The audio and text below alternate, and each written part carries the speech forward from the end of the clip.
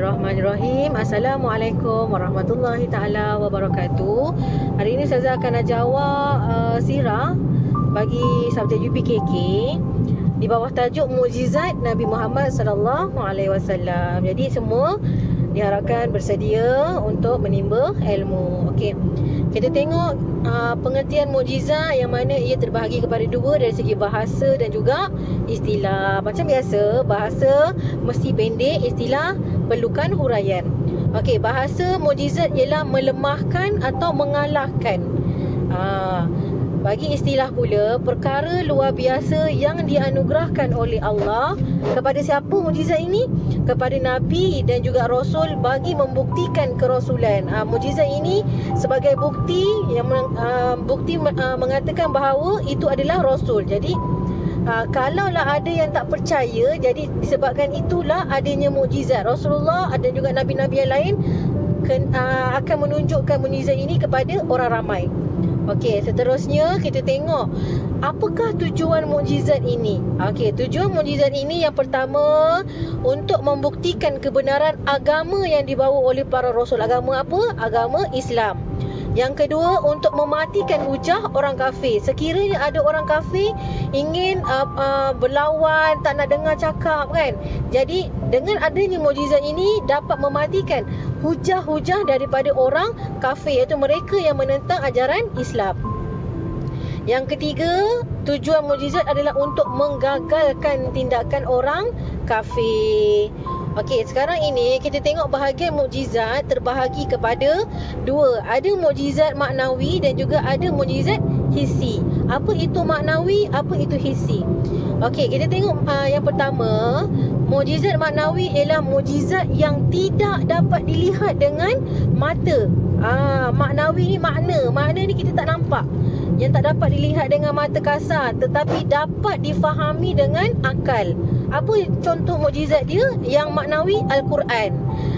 Lepas tu Isra' dan Mi'raj. Kita nampak tak? Tak nampak, tapi kita faham dan kita boleh fikir dengan akal kita. Itu adalah maknawi.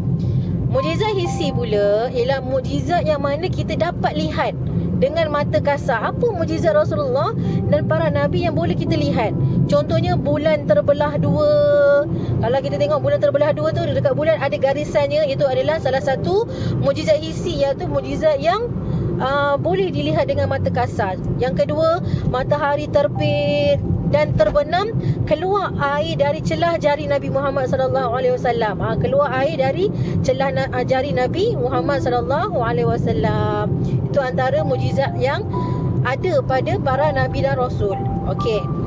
Sekarang ini kita kena bezakan antara mukjizat dengan sihir.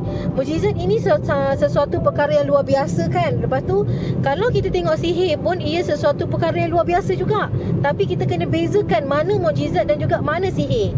Okey, yang pertama, mukjizat ialah perkara luar biasa yang dianugerahkan hanya kepada Rasul dan tidak boleh dipelajari. Secara automatik Allah Ta'ala bagi. Itu adalah mukjizat. Apa itu sihir? Sihir ialah perkara luar biasa yang berlaku kepada manusia dan boleh dipelajari daripada orang yang lebih mahir. Ya. Kalau sihir kita kena belajar, kena ambil ilmu-ilmu tu kan, kena kaji. Kalau mukjizat tak perlu, yang Allah Ta'ala beri sendiri kepada Nabi dan Rasul yang terpilih. Setakat ini faham Itu adalah perbezaan antara mukjizat dengan sihir. Okey, sekarang kita tengok apakah pengertian Al-Quran. Apa itu Al-Quran? Kita tahu Al-Quran, tapi apa itu Al-Quran? Al-Quran ini ialah kalam Allah. Kalam Allah, maksudnya apa yang Allah ingin katakan dalam Al-Quran itu, yang mana ia diturunkan sebagai mukjizat kepada siapa? Al-Quran, Nabi Muhammad sallallahu alaihi wasallam melalui perantaraan siapa? Malaikat Jibril, yang mana di dalam Al-Quran mengandungi hukum dan syariat yang lengkap serta terpelihara hingga hari kiamat. Walaupun ada yang ingin mengubahnya, tetap tidak akan berjaya kerana Allah Ta'ala telah berjanji Al-Quran ini akan dipelihara sehingga hari kiamat. Okey. Kita tengok sekarang keistimewaan Al-Quran. Apa keistimewaan Al-Quran? Yang pertama, ayat-ayatnya tidak berubah. Gaya bahasa yang indah, ada nahu dan sorofnya. mengandungi perkara-perkara gaib. Dalam Isra dan dalam Al-Quran ada diceritakan perkara-perkara gaib. Contohnya syurga, neraka tidak mampu ditandingi oleh semua makhluk dan juga dijamin terpelihara hingga ke hari kiamat. Peringkat penurunan Al-Quran ini ada.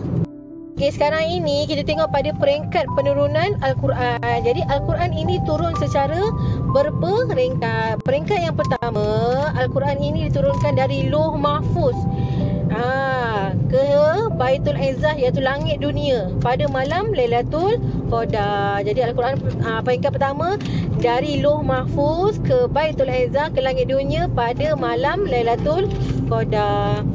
Pada peringkat kedua, Al-Quran ini diturunkan dari langit dunia kepada Nabi Muhammad melalui perantaraan Malaikat Jibril secara berperingkat selama 23 tahun. Secara berperingkat diturunkan daripada langit dunia kepada Nabi Muhammad melalui perantaraan Malaikat Jibril secara berperingkat 23 tahun. Okey. Dan apakah hikmah penurunan Al-Quran ini secara berperingkat? Kenapa Allah Ta'ala tak turunkan Al-Quran ini selepuk? Kenapa? Mesti ada hikmahnya. Hikmah dia yang pertama, untuk menanamkan akidah yang sempurna. Sebab itu dulu arak ini boleh diminum, tetapi bila dikaji arak ini ada kesan negatifnya, maka Allah Ta'ala turunkan secara berperingkat pengharaman minum arak. Okey, kalau Allah Ta'ala turunkan Al-Quran tu terus, dikhawatiri orang tak boleh nak menerima. Okey. Nombor 2, untuk membuktikan tentang mukjizat Al-Quran. Diturunkan sikit-sikit sebagai salah satu mukjizat. Yang ketiga, untuk mengiringi peristiwa dari semasa ke semasa. Maksudnya bila berlaku sesuatu peristiwa ataupun perkara, Allah Ta'ala akan tegur ataupun memberitahu Rasulullah dengan cara menurunkan ayat Al-Quran ini secara berperingkat mengikut situasi. Apa yang berlaku, ada ayat Quran yang turun. Okey. Dan nombor 4, untuk membuktikan bahawa Al-Quran adalah kalam Allah. Alhamdulillah. Jadi hari ini sampai di sini saja penerangan Ustazah. Dan Ustazah akhiri dengan wabillahi taufiq wal hidayah. Wassalamualaikum warahmatullahi taala wabarakatuh.